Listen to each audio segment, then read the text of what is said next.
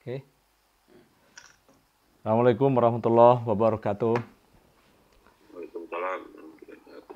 Segala puji hanya milik Allah Subhanahu wa taala. Alhamdulillah pagi hari ini kita bertemu dalam kuliah umum. Insyaallah ini dalam rangka kita membangun pertanian ya. Izin ini direkam, nanti akan diupload di YouTube. Jadi sekaligus sebagai konten YouTube biar tersebar di masyarakat yang tidak ikut pagi hari ini bisa ikut mendengarkan melalui YouTube. Baik, sahabat petani semua, pagi hari ini kita membahas tentang strategi membangun usaha tani. Kami menyebutnya dengan usaha tani, karena memang bertani itu identik dengan membuat sebuah usaha. Jadi secara umum kalau di ekonomi itu orang bicara usaha itu terbagi tiga. Satu usaha jasa, kemudian yang kedua usaha dagang, dan yang ketiga produksi. Nah, usaha jasa itu dianggap yang paling sederhana.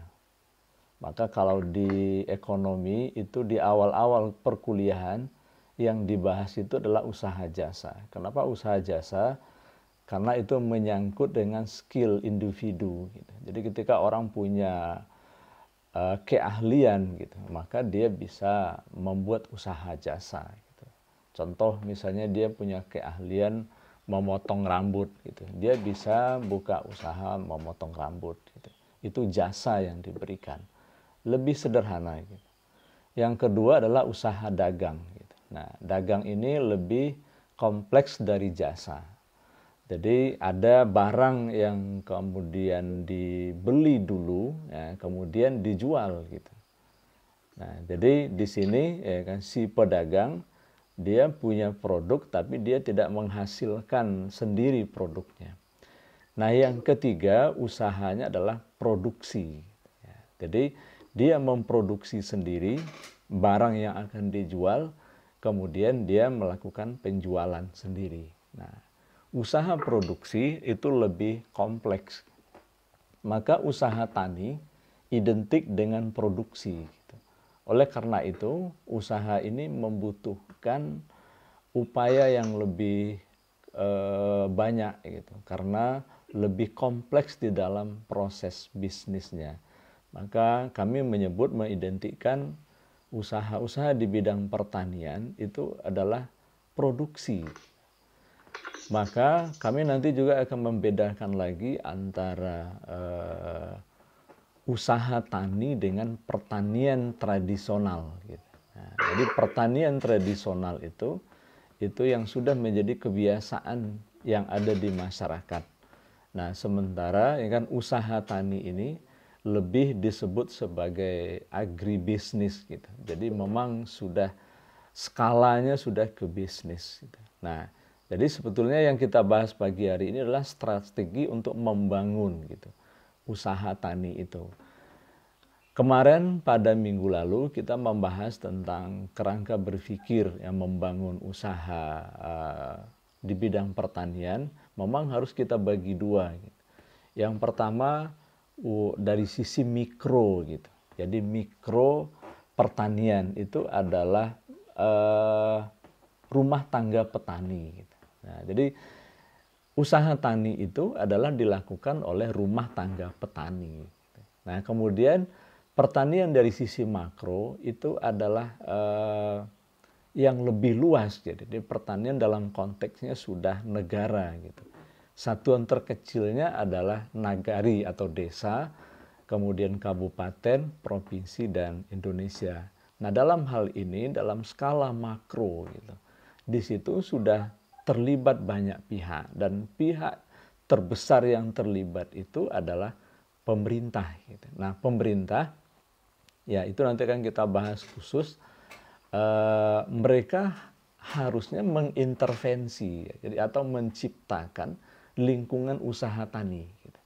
Jadi kalau dari sisi petani, dia harus membangun usaha taninya dengan baik. Dari sisi pemerintah, dia harus melakukan intervensi dalam bentuk kebijakan kebijakan-kebijakan yang akan menciptakan lingkungan usaha tani yang baik.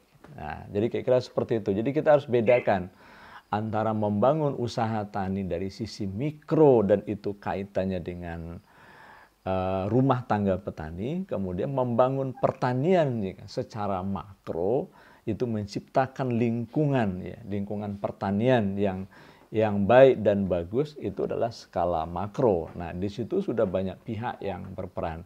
Kadang-kala kita bercampur aduk gitu. Ya, kita membangun yang mana? Nah, dalam konteks mikro atau usaha tani ini, nah ini memang ke rumah tangga petani. Nah, tujuannya adalah agar petani ini nanti memiliki kemandirian. Gitu. Nah, jadi kemandirian petani, ya kan, secara keseluruhan nanti akan menciptakan, ya kan, sistem pertanian itu yang mapan. Gitu. Nah, problemnya sekarang adalah petani-petani kita ini tidak mandiri, gitu. Ya, tidak mandiri. Nah, maka perlu memang ya kan mendasar persoalannya di kita ya kan di pertanian kita. Jadi petani-petani yang ini harus didorong untuk lebih mandiri gitu.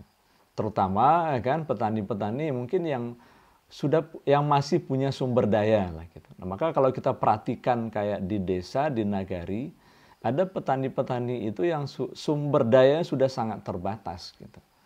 Punya lahan kan itu pun sudah dijual atau tagadai gitu. Jadi dalam kondisi seperti itu ya kan memang lebih rumit lagi kan membangun usaha tani mereka.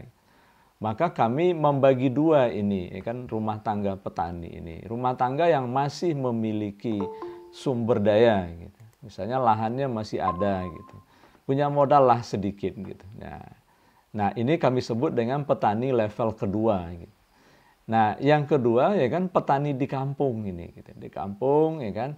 Nah, orang menyebutnya dapek pagi habis petang gitu. Nah, itu banyak ya kan. Bahkan ada indikasi mereka ini adalah buruh tani gitu. Jadi pada beberapa nagari ya kan kami dari riset kami itu sawah dan ladang yang tagadai itu sudah sangat cukup besar nilainya.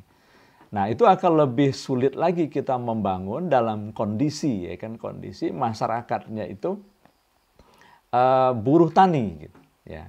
Kami menyebut dengan petani level 1. Nah, ini solusinya hanya satu gitu. Untuk petani level 1 ini ya kan itu harus pemerintah yang turun tangan gitu. Dengan sumber daya yang dimilikinya dalam bentuk APBD dan APBN. Nah, untuk mengatasi kesulitan tidak punyanya lahan itu sebenarnya bisa kita gunakan nanti hutan gitu. Nah, jadi hutan lindung dan hutan konservasi itu bisa diolah kan. Tapi harus dalam bentuk nanti yang disebut dengan hutan sosial atau hutan desa. Nanti kita akan bahas satu materi nanti tentang agroforestry namanya. Jadi memanfaatkan hutan untuk kemajuan petani ya kan di tingkat desa gitu. Nah, itu ada bahasan khususnya. Itu solusi dari kondisi petani level 1 ini yang nggak punya lahan gitu. Yang itu sekarang kalau kami hitung-hitung mungkin setengah dari masyarakat petani di desa, di nagari, ya kan, itu tidak punya lahan. Jadi mereka hanya menjadi petani penggarap gitu. Nah, ya, ini lebih berat kita untuk ini kan. Maka konsepnya di sana harus pemberdayaan. Nah, konsep usaha tani ini ya kita bahas hari ini adalah strategi membangun usaha tani. Ini untuk yang level 2 ini gitu. Bagi yang ada lahan, punya sedikit modal atau setidaknya punyalah gitu. Mampu untuk menyediakan agak sedikit modal. Kalau tidak ya kan nggak bisa karena sebuah usaha tidak mungkin dimulai dengan apa adanya. Ya. Nah itu bagian poin yang pertama. Kemudian sahabat petani semua, strategi itu apa kan begitu. Nah kenapa? Karena usaha tani ini perlu strategi gitu. Karena apa kan? Karena usaha tani ini tidak karpet merah gitu. Jadi begitu orang berusaha tani gitu, itu kemudian akan sukses tidak begitu. Ya, sama juga dengan orang membuka usaha apapun gitu. Itu butuh kerja keras, butuh strategi untuk memulai gitu. Ya, kalau tidak ya kan nggak akan berhasil gitu.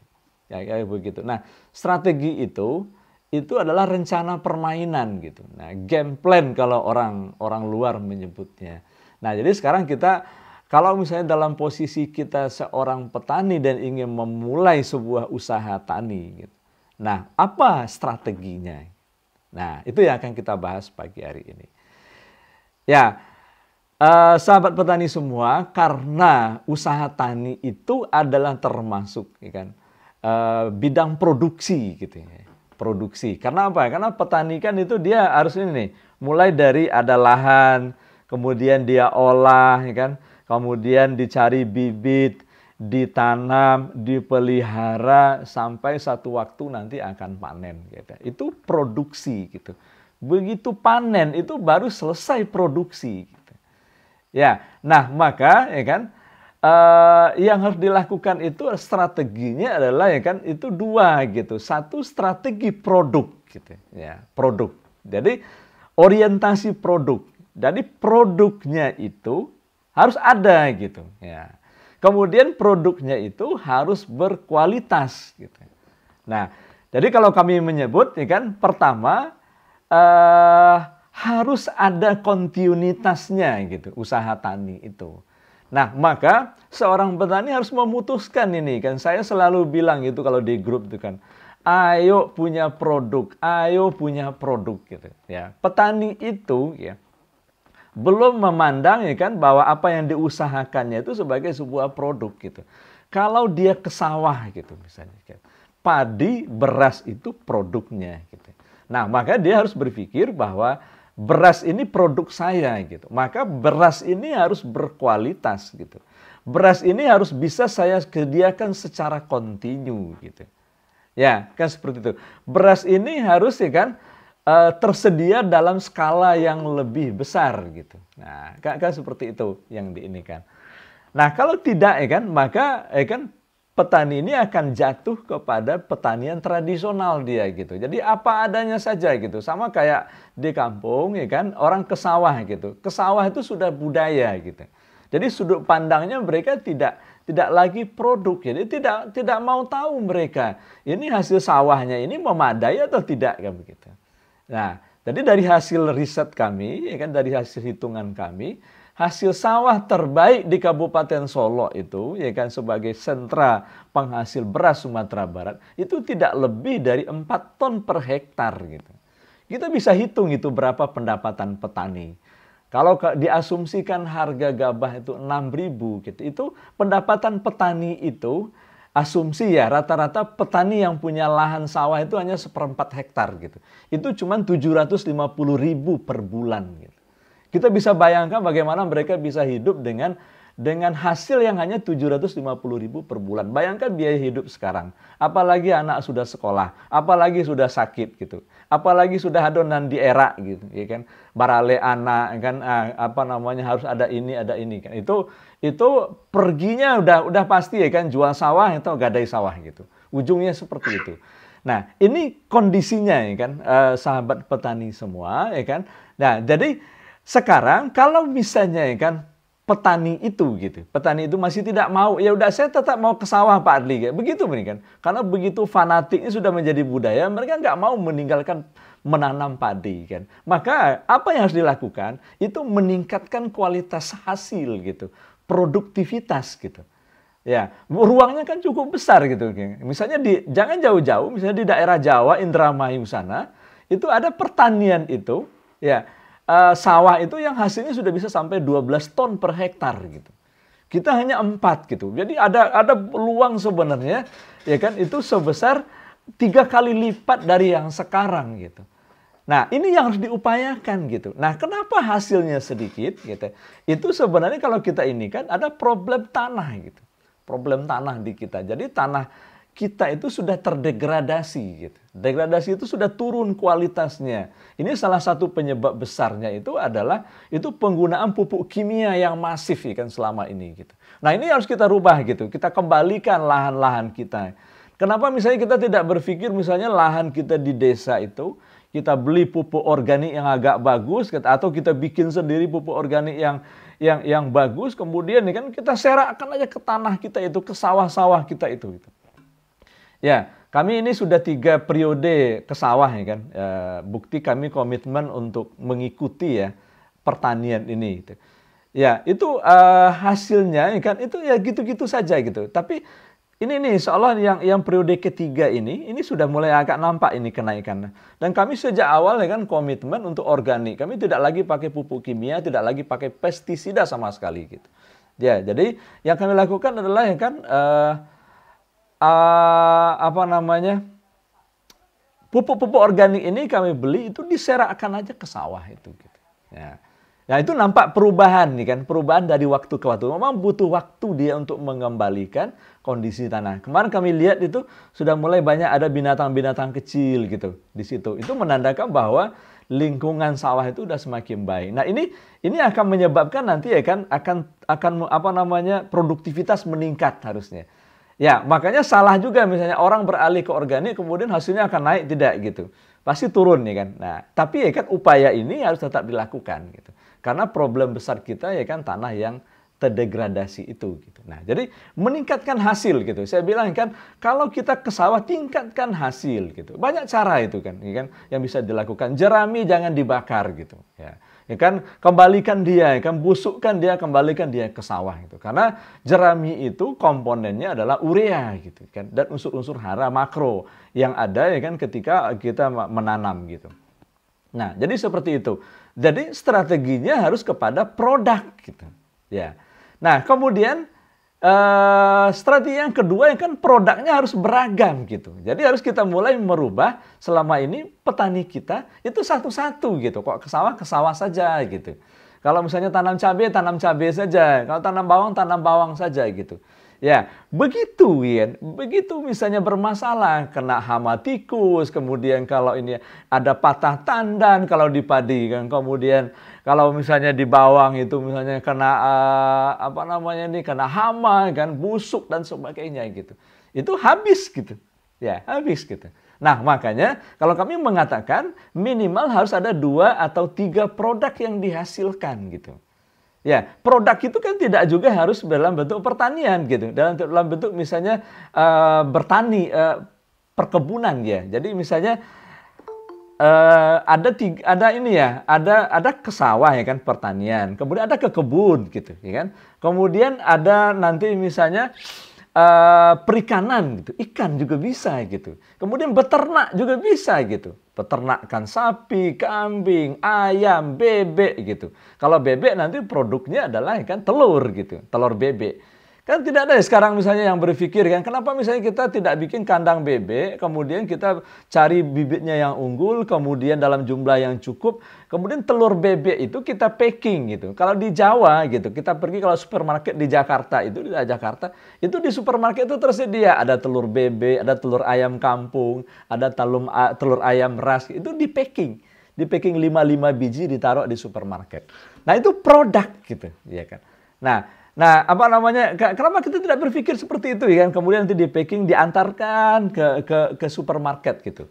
Nanti ditaruh di tempat yang ini dan orang tahu. Nah, itulah produk gitu. Nah, ya, kemudian hal-hal yang lain misalnya apa namanya? Harus juga dalam berjangka panjang gitu. Jadi ada pertanian tuh jangka pendek, ada pertanian jangka panjang gitu.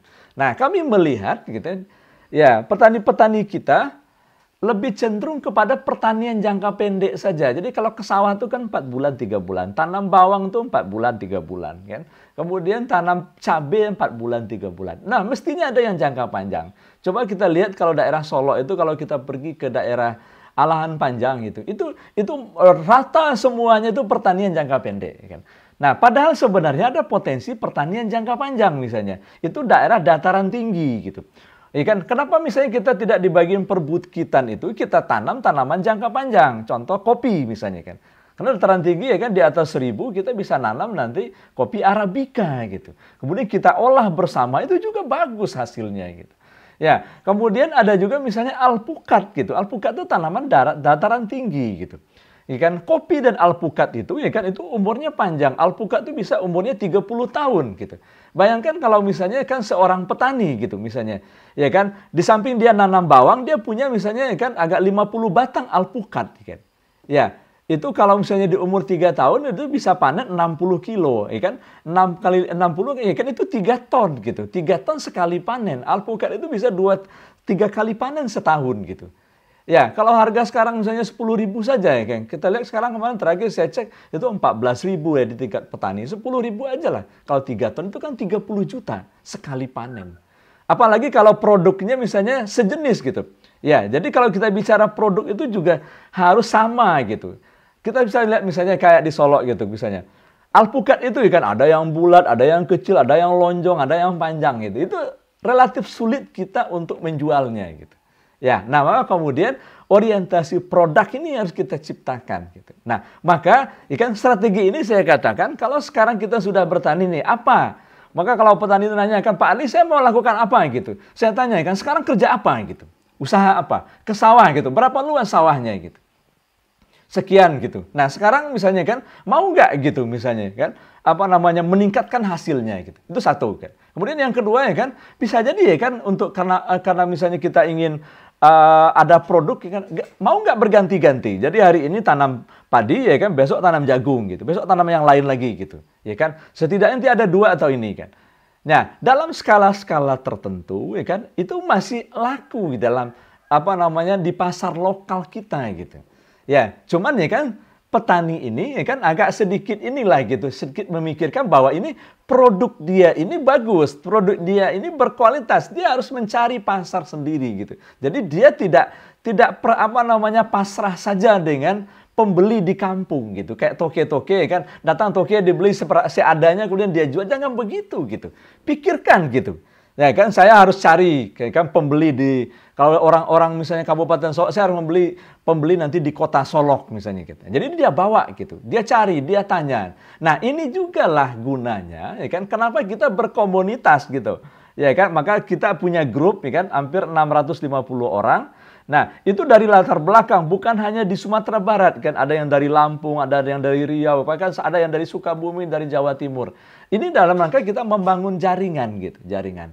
Nah, artinya apa ya kan? Itu permintaan itu sudah mulai nampak gitu. Ya kan kami itu sering ya kan diminta oleh orang-orang dari luar kan, Pak ini bisa menyediakan alpukat 1,5 ton nggak seminggu? Itu nggak ada yang mampu kita gitu. Karena nggak ada gitu. Produknya kita nggak ada gitu. Ya, nah makanya ini ya kan beragamnya produk, kemudian mulai kita ya kan dalam seorang petani itu ya harus banyak nih produknya. Kemudian nih kan dia harus mulai ya kan memperbaiki cara dia bertani agar kualitas produknya ya kan lebih bagus gitu. Ya, dan itu bisa gitu, ya kan. Maka ya kan di grup kita punya ya kan saya selalu bilang kita punya model gitu, model petani ideal itu kayak Pak Ardison gitu. Pak Ardison itu tinggalnya di Aripan. Aripan itu bukan daerah subur loh gitu, bukan di kaki Gunung Talang gitu. Itu di atas bukit ya kan di Danau Singkara. Itu daerahnya tanahnya itu ya kan agak kemerahan gitu. Ya, itu tidak subur. Pak Ardison ini dulu kerjanya apa? Itu membuat batu bata gitu. Tapi sekarang ya kan lahan yang dia miliki itu sekitar 3 atau 4 hektar, itu menjadi subur semuanya. Ditanam berbagai jenis tanaman. Ada buah naga, ada alpukat, kan, ada jeruk gitu. Ada dia punya sawah juga gitu. Ya kan, kemudian tanaman jangka pendek ada cabai kan, kemudian ada jagung, macam-macam yang dia tanam gitu. Ya dan itu bisa tumbuh semua dengan subur. Karena apa? Karena sejak awal itu ya kan dia memang ya kan berusaha mengembalikan kondisi tanah, menyuburkannya gitu. Ya, nah sekarang ya kan kadang petani kita agak zolim juga gitu ya kan. Tidak mau memperhatikan kondisi tanah, kemudian menanam di situ gitu. Nah, kalau kita perhatikan ya ini tantangan bagi kita. Kayak misalnya cengkeh ya kan di kampung Pak John ini itu terkenal sekali itu dulu ya kan. Kotoanau itu dengan sentra penghasil cengkeh. Sekarang kan sudah tidak ada, sedikit lah ya gitu. Kalau ketika tanam cengkeh 2 kali berbuah, ya itu dia udah mati pucuknya gitu, merongseng pucuknya kemudian dia mati, ya kan? Kemudian orang bertanya gitu ke saya. Ada juga ya kan kasus misalnya itu jeruk, ya kan? Di daerah 50 kota gitu. Itu sekarang busuk dia di dalam, ya kan? Ya, jadi ada ulat di dalamnya. Saya bilang, ya kan itu sebenarnya persoalan mendasarnya gitu ya kan. Jangan dicarikan misalnya ini obat-obatan, racun untuk menghilangkan, jangan begitu gitu. Kembalikan kesuburan tanah kan. Mulai meninggalkan pestisida, mulai meninggalkan pupuk kimia, selamatkan tanamannya dulu gitu. Ya, saya bilang begitu. Memang butuh waktu gitu. Tidak sebulan 2 bulan, bisa jadi setahun mengembalikannya itu. asal rajin ya kan, asal rajin. Itu dia akan kembali. Maka tanaman akan tumbuh subur dia. Ketika tumbuh subur kan sama kayak kita gitu. Kalau orang itu makanannya tidak sehat, itu dia mudah kena penyakit ya gitu. Ya. Jadi ya kan persoalannya itu saja. Nah, kesehatan makanan itu kan tidak harus mahal juga gitu. Ya, kesehatan tanah ya kan tidak harus mahal juga gitu. Tidak harus juga kita beli pupuk. Taruhlah misalnya pupuknya adalah pupuk organik terus beli, tidak. Ya kan? Maka saya kan selalu menganjurkan bikin pojok kompos di belakang rumah gitu. Ya, saya melihat itu hampir tidak punya itu kan. Itu Pak Ardison tuh yang punya gitu. Ya, Pak Ardison itu udah 2 tahun yang lalu kenal dengan saya kan. Dia ikutin gitu kan. Dia ikutin dengan apa namanya arahan saya. Dia punya pojok kompos. Bahkan sekarang apa? Dia bisa produksi kan. Produksi apa namanya pupuk organik sendiri gitu. Dari mana dia produksi kan? Ya, dari ini kan di situ kan ada kandang-kandang ayam itu di Aripan gitu. Nah, itu kan ada bekasnya itu, kandang ayam broiler itu setiap bulan panen itu ada kan bekasnya gitu. Nah, bekas itu ya kan dia beli, kemudian dia bawa ke tempat dia, kemudian ditambah dengan unsur-unsur yang lain, diolah, difermentasi bahan baku itu, jadilah pupuk organik. Kemudian apa? Pupuk organik ini di packing sama dia. Jadi lagi produknya, dia punya lagi produknya pupuk itu, ya. Itu produk lagi gitu, ya. Soalnya nanti ke depan ya kan kita apa namanya kita akan saya pribadi ya kan dengan anak saya kita akan bikin nanti digital marketingnya. Jadi kita akan pakai nanti pemasaran yang pakai ini seperti untuk di pemerintahan misalnya. Itu ada e-katalog ya kan. Kita sudah punya akun. Nah, jadi ya kan kita nanti akan produk kawan-kawan ya. Misalnya nanti ada pupuk yang diproduksi oleh kawan-kawan nanti ya kan akan kita jual di situ. Nah, karena nanti ya kan saya lihat juga ada pemerintah itu yang misalnya Dinas Pertanian mereka membeli juga pupuk itu. Nah, kan lebih bagus lagi kalau kemudian itu dibeli ke petani-petani kita. Nah, jadi begitu kawan-kawan semua. Jadi strateginya itu adalah ya kan produk ya. Kemudian yang kedua adalah strategi pasar. Jadi pasar ini yang harus kita mulai ini. Ya, strategi pasar. Mohon maaf lampu mati lagi. Ya, jadi begitu pasar ini ya kan memang tidak bisa di apa namanya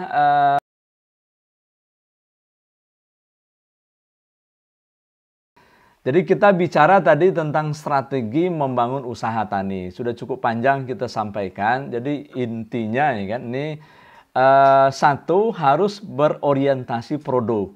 Ya, jadi kawan-kawan harus mulai hari ini berpikir punya produk pertanian gitu. Jadi tidak fokus dengan satu kan misalnya padi atau beras saja hasilnya gitu. Apa yang bisa ditanam, ditanam. Apa yang bisa dipelihara, dipelihara. Ada ruang kosong di belakang rumah, ya kan, isi itu. Kalau kita punya kebun, ya kan, mulai sekarang lihatlah kebun, bersihkan berapa luas, ya kan, bagaimana kondisi lingkungannya, apa yang aman ditanam, ya kan, kemudian mulai dipersiapkan, cari bibit yang bagus dan mulai menanam, ya. Nah, itu strategi yang pertama. Maka kece ambo kawan-kawan kok yang tidak ada yang akan dijual gitu. Karena yang dihasilkan itu terbatas gitu. Jadi cuman bertani itu hanya ke sawah gitu. Ya. Nah, kenapa kita tidak menghasilkan? Kita juga punya sapi, peternakan ayam, kan bebek gitu, kan.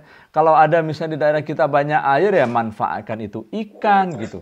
Itu ikan-ikan itu juga banyak ikan. Nah, kita bisa bahas nanti, diskusikan nanti ya kan apa nanti yang cocok, bagaimana teknisnya, bagaimana nanti misalnya prosesnya. Nah, itu bisa kita pelajari dan itu insya Allah banyak ahli-ahlinya. Cuman ini kemauan ya kan, kemauan petani untuk memulai gitu, memulai usaha taninya. Kemudian yang kedua strateginya adalah kan harus berorientasi pasar juga. Jadi mulai berpikir kan bahwa kalau yang kita produksi ini harus kita jual gitu. Nah, sekarang petani-petani kita ini banyak lebih pasrah saja gitu kepada pasar lokal gitu. Misalnya ada toke di kampungnya gitu. Barangnya beli di toke kan itu aja kan. Kenapa tidak berpikir misalnya mencari ada yang di packing, ada yang dibawa nanti ke Solo. Nah, pikirkan juga transportasi gitu. Ya, nah ini juga menjadi masalah besar kan di kita gitu. Ya kan, di Sumatera Barat pada umumnya sekarang hampir tidak ada di Sumbar ini angkutan desa, gitu. Ya kan. Angkutan desa itu sudah nggak ada gitu. Padahal sebenarnya itu penting untuk kita membawa produk gitu. Kalau saya mengatakan angkutan desa itu idealnya itu setengah bawa orang, setengah bawa barang gitu. Ya, jadi dibagi dua gitu, dibikin agak panjang dan di tengah untuk bawa orang. Karena apa? Berkepentingan kita dengan itu. Bayangkan kalau kita mau bawa dengan ojek gitu. Ya, sekarang kan kendaraan yang umum dipakai itu adalah ojek ya. Memang ada memberi rezeki bagi tukang-tukang ojek ya. Tapi itu sebenarnya kan tidak signifikan. Berapa banyaklah tukang ojek gitu. Tapi secara umum biaya ekonomi kita, biaya usaha tani kita menjadi lebih mahal gitu. Nah ini sebenarnya ruang-ruang yang bisa diintervensi oleh pemerintah sebagai bagian dari ekonomi makro, itu yang saya bilang gitu. Nah kenapa pemerintah tidak menyediakan angkutan desa gitu misalnya? Sama kayak di Jakarta itu disediakan mobil umum untuk mengangkut orang sekolah dan untuk orang kerja. Nah kalau kita misalnya di desa gitu, itu mengangkut barang gitu. Supaya apa? Biaya produksinya, biaya distribusi itu nanti akan menjadi rendah gitu. Nah kalau kami ya kan, di grup kita, di komunitas kita mendorong petani ini juga harusnya gemar berdagang gitu ya. Ya, jadi nanti ada beberapa model-model nanti ke depan ya kan, seolah kalau kita nanti semakin kuat nanti ada jalannya, ada nanti pasar intersip gitu. Kalau kita mendorong nanti ya kan di setiap desa nagari itu harus ada pasar sekecil apapun gitu, harus kita ciptakan. Laika jadi misalnya kecil aja dekat masjid misalnya gitu. Ya kan, itu mulai aja dulu gitu. Dibikin selodong-selodong tempat jualan gitu. Ya kan, itu besar manfaatnya gitu. Ya, karena apa? Karena ya kan tempat bertemunya penjual dan pembeli, ya kan, petani sebagai yang memproduksi itu di pasar gitu. Nah, pasar ini yang harus mulai ya kan, harus kita mulai kondisikan gitu. Memang tidak mudah nanti ya kan. Kalau saya katakan pasar sekarang itu pasar bebas gitu. Ya kan, siapapun tidak bisa gitu, tidak bisa mengendalikan pasar gitu. Ada yang bilang kan, wah Pak Adli kan, oh ini kenapa kok nggak dijamin aja, dibeli aja produknya gitu. Memang mudah begitu gitu. Berapa harus dibeli? Nanti kalau nggak kejual gitu, siapa yang harus membeli? Modalnya dari mana gitu? Ya, tidak mudah seperti itu. Kan orang kan gampang aja bilang kan, kenapa kok produk-produk pertanian nggak dibeli oleh pemerintah? Mana nanti pemerintah mau jual kemana gitu? Ya kan? Malah nanti ya kan kalau misalnya dibeli kan satu komoditi saja dibeli dari setiap desa satu kabupaten itu kan miliaran uangnya itu kan. Nah kalau nanti misalnya pemerintah nggak bisa beli, nah sebenarnya masih bisa diatasi juga ya kan. Pemerintah itu dia memang tidak boleh bikin usaha, tidak boleh berusaha, tetapi bisa ya kan bikin usaha. Dia melalui apa ya kan? Melalui badan usaha milik daerah. Itu yang namanya BUMD. Kalau di tingkat nagari ada namanya BUMNAK gitu, BUMDes kan, Badan Usaha Milik Nagari. Itulah harusnya fungsinya di sana gitu. Ya, dalam skala-skala tertentu ya kan dia bisa sebetulnya sebagai pembeli gitu. Nah, tapi ya kan bisnisnya harus berjalan. Kalau enggak nanti rugi pula dia gitu. Rugi nanti kerugian keuangan negara pula. Bermasalah pula nanti kepala daerahnya, bermasalah pula nanti wali nagarinya. Jadi berentet semua ya kan. Nah, maka sekarang ya kan fokus kita di pagi hari ini adalah usaha tani kita nih gitu. Jadi kemandirian seorang petani ya dia harus mulai ya kan memproduksi dengan baik, kemudian memproduksi dengan kontinu, memproduksi dengan kualitas gitu. Nah, jadi ya kan pelan-pelan nanti bisa ditingkatkan produksinya dengan memperluaskan area gitu. Nah, memang nanti akan jadi satu masalah lagi, misalnya di desa itu, ya kan masalah lahan itu jadi masalah kan polemik lagi gitu kan. Kalau kami tadi mengatakan bahwa 50% petani di desa itu nggak punya lahan gitu. Kenapa gitu? Ikan ini rentetannya kan sudah panjang gitu. Ya, dulu penghasilannya kecil segala macam, begitu ada keperluan uang tertentu, anak sekolah, ada kenduri, ada baralek segala macam gitu. Itu pasti jual, ke sawah perginya. Sawah dijual, sawah digadai, akhirnya nggak punya gitu. Nah, jadi kan usaha tani belum terbangun, lahan sudah nggak punya. Nah, itu lebih berat lagi mereka kondisinya. Maka saya katakan bahwa ada petani level kedua yang masih punya lahan, yang punya modal sedikit, yang masih bisa mengusahakan modal, usahakan dahulu kan, berhemat dahulu gitu. Ikan kencangkan ikat pinggang dulu. Kalau saya bilang kalau punya motor, jual motor dulu saya bilang gitu. Ya kan, gunakan untuk modal gitu. Belikan bibit, ya kan? Siapkan lahan yang bagus, mulai memproduksi. Nah, kemudian yang berikutnya adalah ya kan yang tadi saya bilang, harus ada tanaman yang berjangka pendek, jangka panjang. Jangka panjang ini investasi. Maka saya bilang kan petani-petani kita tuh nggak punya investasi gitu. Bayangkan kalau misalkan saya selalu bilang yang paling mudah tumbuhnya dan yang paling laku itu alpukat.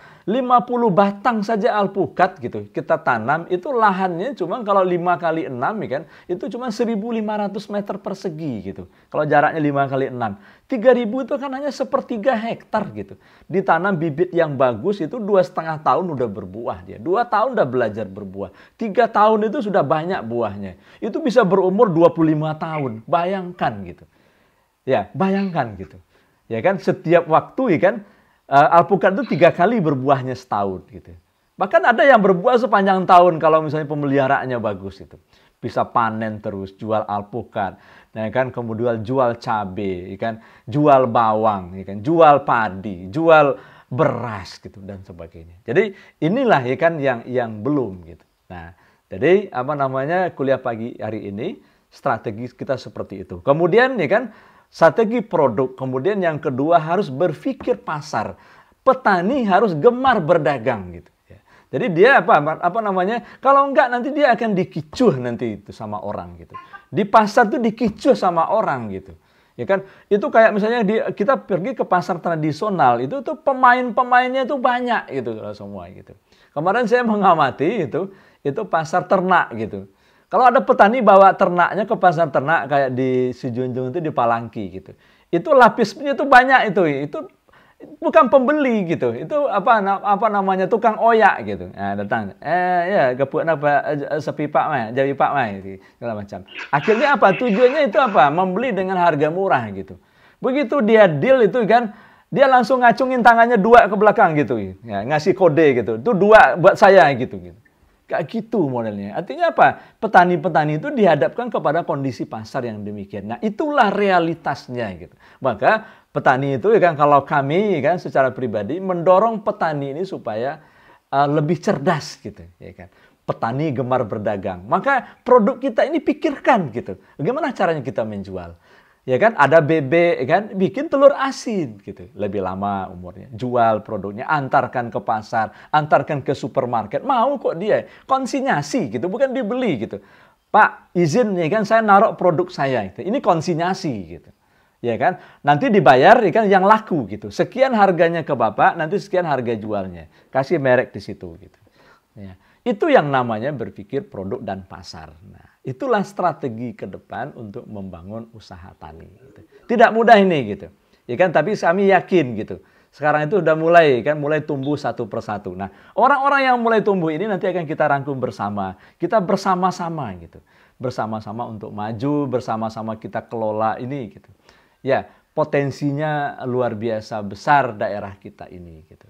Insya Allah seperti itu. Nah, sebagai pengantar. Demikian dulu mungkin materi kita hari ini, strategi membangun usaha tani. Ya, walau bisawab, mohon maaf atas segala kekurangan. Nah, sesi berikutnya kalau ada yang mau bertanya, ya kan kita buka sesi tanya jawab. Dari saya demikian, silakan. Ada yang mau bertanya?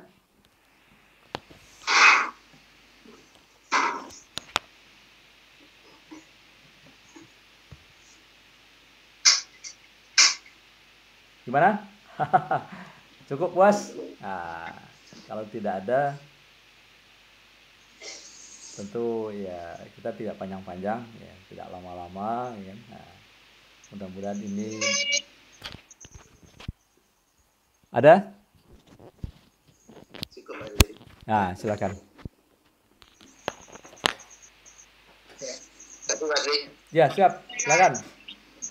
Assalamualaikum warahmatullahi wabarakatuh. Waalaikumsalam warahmatullahi wabarakatuh.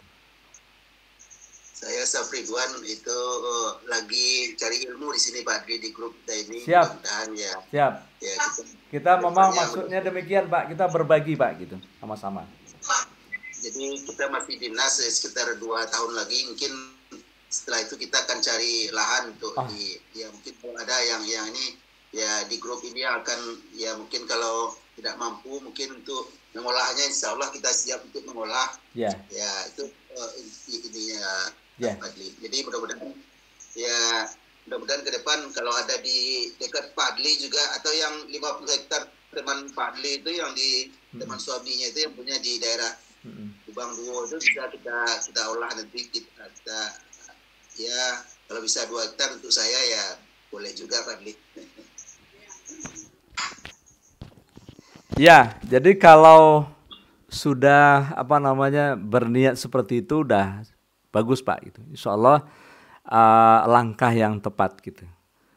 Karena nanti pensiun dengan usaha tani ini membahagiakan Pak gitu. Ya. Saya senang sekarang Pak gitu dengan walaupun kemarin sebetulnya pulang dari Bogor itu ya saya belum pensiun Pak, tapi sudah setengah pensiun sekarang gitu. Ya sudah lebih asik sekarang mengelola usaha. Usaha awal saya kan di limbah ya. Tapi kemudian karena di daerah saya lihat itu potensinya besar kita untuk mengembangkan pertanian. Nah memang nanti ya kan harus kita mulai dengan pengadaan lahan Pak gitu. Nah maka kalau misalnya Bapak punya tabungan, kalau menurut saya itu bagus dibelilah. Itu kalau bisa agak 3 sampai 5 hektar Pak gitu. Baru agak lumayan ya gitu. Jadi agak banyak, agak belega nanti ininya. Nah sebagai gambaran gitu, ya kan. Kalau di daerah ya kan kayak misalnya di Sijunjung itu, ya itu yang agak di kampung gitu, ya kan agak jauh. Nah itu masih 30 juta Pak per hektar. Tapi yang sudah agak dekat itu 40 juta per hektar gitu. Nah, jadi itu bisa jadi alternatif ya. Alternatif kita untuk membeli. Nah, memang ada niat kita ini gitu. Kayak kemarin itu kan ada penawaran yang di Kubang Duo itu ada teman SMP kan. Itu dia nawarkan 50 hektar gitu. Tapi harus diambil semuanya Pak Adli katanya. Dia nawarkan ke kami itu 50 juta itu per hektar. Jadi kalau misalnya kayaknya bisa ditawar jadi 40. Kalau 40 kali 50 hektar, 40 juta ya, itu kan 2 miliar gitu. Nah ini yang kita belum ada ini gitu. Misalnya kalau ada kawan-kawan yang ya kalau Pak Safrudin mau sajalah misalnya coba aja buka di grup gitu misalnya.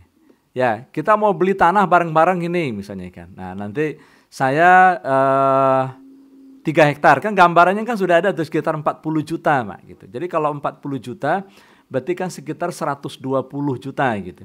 Kalau 1 hektar berarti 40 juta. Kalau 2 ya kan berarti 80. Nah, nanti di ini aja gitu. Nah, nanti misalnya sudah ada agak 5 orang gitu misalnya kan. Udah ada misalnya 25 gitu, 25 hektar misalnya 5 orang misalnya gitu. Nah, baru Pak kita action gitu. Nanti saya bantu nanti gitu. Kita bantu dari komunitas, saya pribadi nanti bantu. Kemudian kita nanti juga ke notaris Pak. Insya Allah nanti ya kan transaksi kita aman gitu. Ya, jadi karena persoalan-persoalan tanah di desa, kadang banyak hal yang kita tidak tahu gitu. Kita harus hati-hati gitu. Jadi keamanan harus kita inikan. Kalau saya misalnya kan ditawari tanah, saya tahu udah ada sertifikat belum? Apa yang ada gitu? Alas hak sudah ada, sudah Pak ya kan, udah lengkap gitu, udah katanya. Nah alas hak sudah lengkap itu sudah modal Pak gitu. Tinggal nanti harus dipastikan. Jadi nanti kita bawa ke notaris, notaris tetap tolong cek ini alas haknya udah lengkap atau belum gitu. Nah, jadi nanti ya kan transaksi kita di notaris, pembayaran di notaris, dan notaris memastikan bahwa itu tidak ada lagi misalnya data-data yang akan diminta kepada penjual ini nanti yang masih terkait untuk proses sertifikasi gitu. Ya kan untuk membuat sertifikat tanah gitu. Jadi begitu. Nah, ini memang belum ini nih Pak, ini kan baru wacana di kita gitu, ya kan. Saya pribadi juga belum punya kesanggupan kalau misalnya belum ada alokasi lah Pak tepatnya gitu untuk misalnya beli lahan misalnya 50 hektar 2 miliar pakai uang saya dulu gitu. Belum sanggup juga saya gitu. Nah, tapi mungkin bisa kita pelopori bersama-sama. Nah, ini aja dulu kan siapa yang mau beli nih? Ini ada lahan peluangnya ini gitu. Siapa yang mau gitu. Nah, kalau saya memprediksi kawan-kawan masih banyak yang agak ragu-ragu gitu, masih belum ini gitu untuk yang seperti itu. Nah, tapi mungkin bisa Bapak mengatasi nanti lahan-lahan yang kecil itu Pak gitu. Di kampung nanti 2 hektar, 3 hektar dijual gitu. Nah, ya kalau menurut saya ya kan memang bagusnya dekat dengan tempat mukim kita Pak gitu. Jadi kalau ladang tuh jauh kan nanti aksesnya jauh gitu. Saya khawatir nanti ikan kita ini apa namanya ikan nggak bisa ikan tiap hari ke sana gitu.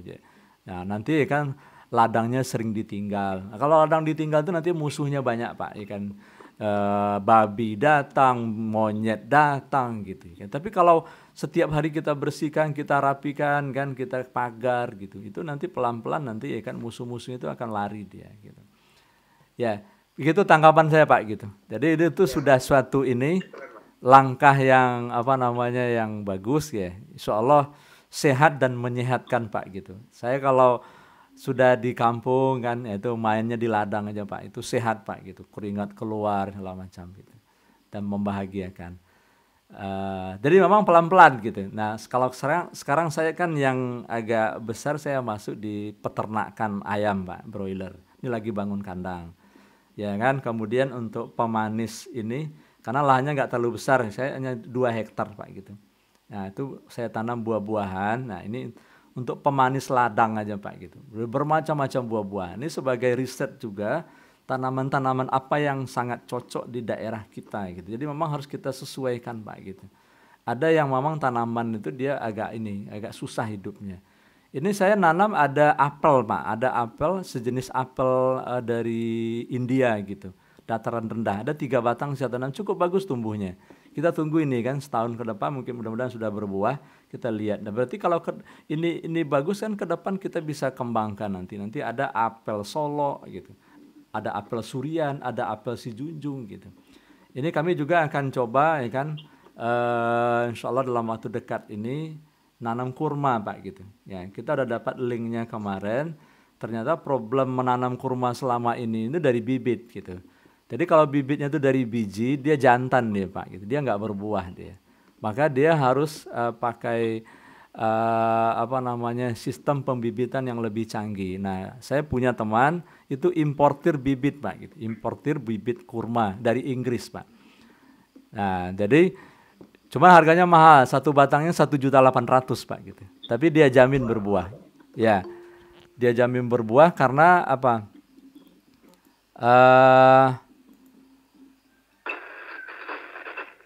Itu sudah ini dikembangkan dengan cara yang bagus. Sudah ada kelaminnya Pak. Jadi ini jantan, ini betina. Jadi dalam 10 batang yang betina harus ada nanti 1 yang jantannya gitu. Nah, seperti itu. Ya, kan bisa saja nanti suatu saat Sumatera Barat itu nanti punya kurma gitu. Impian saya begitu gitu. Punya kurma kan. Nah, nanti apa? Petani-petani lain nanti ngikut gitu. Ya, jadi kalau sudah ada nanti misalnya petani yang menjadi pelopornya ini gitu.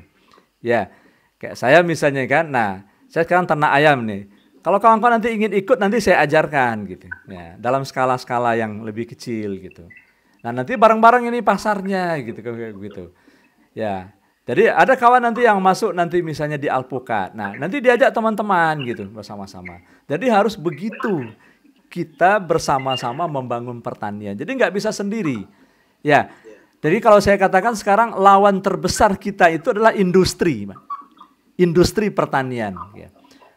Dalam waktu-waktu tertentu, ya kan, itu di Kota Padang itu di bypass itu banyak orang jual anggur, Pak. Tahu nggak Pak dari mana asalnya? Itu dari Cina Pak gitu. Itulah lawan kita gitu.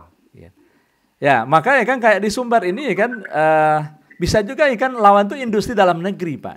Ketika panen misalnya bawang misalnya di Alan Panjang, itu datanglah bawang dari Gresik Pak gitu. Ya, ke sini, masuk dia ke Sumbar itu. Ya. Nah, kita kan nggak bisa larang itu Pak. Itulah yang saya bilang, itu pasar itu bebas gitu. Makanya kita harus canggih gitu. Canggih di dalam menghadapi itu gitu. Ya, nah makanya ya kan kekuatan itu yang harus kita bangun gitu bersama gitu. Nah, sekarang memang ya kan karena kita tidak siapa-siapa, saya kan nggak siapa-siapa nih Pak gitu. Ya, juga rakyat rakyat Badarai lah gitu kan sama dengan bapak-bapak semua gitu. Cuman saya peduli saja ya dengan petani, karena saya udah mulai hidup di kampung. Kemudian saya lihat itu kan kasihan gitu, kita melihat kehidupan petani-petani di kampung, ya tumbuh gitu rasa hibah saya gitu. Kemudian saya merasa ada kemampuan, sekolah saya di bidang bisnis gitu ya. Kemudian usaha saya juga sekarang di kampung. Nah, kenapa saya nggak ikut membangun ini? Bahkan apa orang kita ini kan kadang dia nggak mau kalau kita hanya pandai ngomong gitu. Saya ke sawah juga Bu gitu, ya kan. Saya ke sawah juga, saya berladang juga. Jadi ada sawah istri ya kan, ada 4 piring itu ya kan. Itu kita olah. Ini sudah 2 kali kita mengolahnya, mau ketiga kali gitu. Ya, itu ya kan saya praktekkan tidak seperti biasa. Kita organik murni, kita tidak pakai racun sama sekali gitu. Saya bilang kita harus berani memulai kan. Ya, ada memang risiko-risiko yang kita hadapi gitu. Kita harus rubah. Ya, rencana nanti ini Kak, saya mau rubah ini kan. Nggak tahu nih musim tanam berikut, mau nanam jagung gitu. Ya kan? Itu kebiasaan. Boleh, Pak? Ya, silakan. Jika tanaman anggur ini cocok enggak sama daerah kita, Pak? Cocok. Secara umum cocok. Dia sebetulnya senang di daerah panas dia. Ya. Harus pencahayaan pencahayaannya bagus gitu. Itu tinggal belajar gitu. Tinggal belajar. Nah, tinggal nanti belajar dalam skala kecil, nanti tingkatkan. Nah, kemudian nanti skala agak besar gitu. Ya. Iya. Bisa, Bu. Ya, saya lihat waktu ada di daerah Paninggahan, Pak, dia nanam anggur. Ya. Waktu saya datang ke sana, anggurnya bagus. Tahu-tahu bulan depannya sudah mati semua kan? Apa karena pemeliharaannya terlalu saya juga enggak tahu. Ya, itulah yang ini untuk tanaman-tanaman yang baru, bukan tanaman yang umum ada di daerah kita. Ya, itu memang harus ini belajar gitu. Ya. Ini kemarin saya cobakan di daerah Sejunjung yang daerah panas, waktu dari Padang. Itu kan banyak stroberi itu gitu. Ya, kita beli dan coba gitu. Memang agak susah berbuahnya gitu. Karena daerah panas gitu. Tapi mungkin lama-lama ya kan dia akan menyesuaikan gitu. Itu yang kita coba terus gitu. Ya, nah kalau di Sijunjung itu yang saya lihat yang di lahan saya yang bagus itu satu lengkeng bagus gitu. Kemudian lengkeng bagus, yang kedua mangga gitu. Mangga tuh bagus di daerah Sijunjung. Kemudian kemarin yang bagus juga saya lihat kan. Ya, kalau yang umum ya kayak jambu kan itu bagus juga. Kemudian sao kan itu juga bagus kan. Ya, ini kemarin saya juga nanam nangka ya kan, nangka madu gitu. Itu juga bagus tumbuhnya. Ya, bahkan saya punya ini ada 2-3 batang itu varietas mangga, itu mangga dari Australia, mangganya ungu gitu. King Purple. Gitu. Nah, kan tinggal nanti kita cari bibitnya dan kembangkan gitu. Nah, pengembangan bibit yang masif ini nanti yang jadi masalah gitu, salah besar. Kalau misalnya 1-2 ya kan mungkin saya lebih banyak itu beli di Jakarta, saya angkut pakai mobil pulang gitu. Tapi kalau misalnya kita mau nanam yang luas kan harus banyak bibitnya kan. Nah, sebetulnya ada namanya kultur jaringan gitu, kultur jaringan. Jadi kurma yang saya bilang tadi yang dikembangkan di Inggris itu tuh kultur jaringan. Jadi kayak pengembangan sel gitu. Cloning gitu. Kalau di binatang di cloning, ada kambing di cloning kan tambah induk gitu. Diambil dari sel saja dikembangkan. Nah, itu bisa juga di tanaman. Itu ada ya kan di Kota Padang itu Dinas Pertanian Kota Padang, mereka punya laboratorium kultur jaringan. Belum dimanfaatkan saja, saya sudah pernah ke sana gitu. Kan kita nanti sebetulnya mau bisa kerja sama itu kan. Saya rasa itu kalau misalnya pemerintah mau kan itu ikan sumber daya pemerintah banyak kok tentang itu. Nah, sekarang kan tinggal ini nih. Ya kan apa produk yang gini kan. Kan nanti juga bisa tambah nanti salak itu. Pokoknya semua buah-buahan itu ada di Sumbar gitu. Bahkan nanti sampai kita atur kan one village one product gitu. Jadi satu desa itu satu produknya gitu. Jadi nanti Koto Anau apa nih gitu, gantung ciri apa nih gitu, sampai kita demikian. Karena apa? Karena kita butuh jumlah gitu, supaya kita nanti bisa kelola distribusi dan penjualannya. Bahkan kalau bisa kualitasnya sama, bentuknya sama, produknya sama gitu, dan itu masif ya. Nah, banyaknya itu karena bukan satu orang yang banyak gitu, tapi banyak orang gitu. Kan bisa begitu. Nah, kalau sekarang misalnya nggak ada kan yang pertanian yang banyak itu satu orang, satu perusahaan gitu. Maka kemarin itu kan ada berita kan ekspor produk pertanian gitu ya. Ekspor CPO dari Sumatera Barat itu termasuk yang tinggi. Terus saya bilang itu kan yang ekspor kan perusahaan besar gitu. Saya bilang. Ya kan? Nggak ada untungnya bagi kita gitu kan, bagi petani gitu kan. Tapi kalau misalnya ya kan petani yang punya lahan itu merata, misalnya dia punya masing-masing 5 hektar gitu misalnya gitu. Yang itu yang kemudian diekspor ya itu baru kita bangga dengan itu. Ya. Jadi ya kan yang sekarang melakukan itu kan ini pemain-pemain besar gitu. Nah, ini mati lagi lampu nih gitu. Kayaknya sebentar lagi hilang lagi sinyal nih gitu. Ya, saya rasa kita akhiri saja ya. Ini udah hilang gitu. Terima kasih atas perhatiannya. Insyaallah kita lanjut lagi pekan depan gitu. Jadi mohon maaf billahi taufiq hidayah, kita akhiri perkuliahan ini dengan baca alhamdulillahirabbil alamin. Assalamualaikum warahmatullahi wabarakatuh.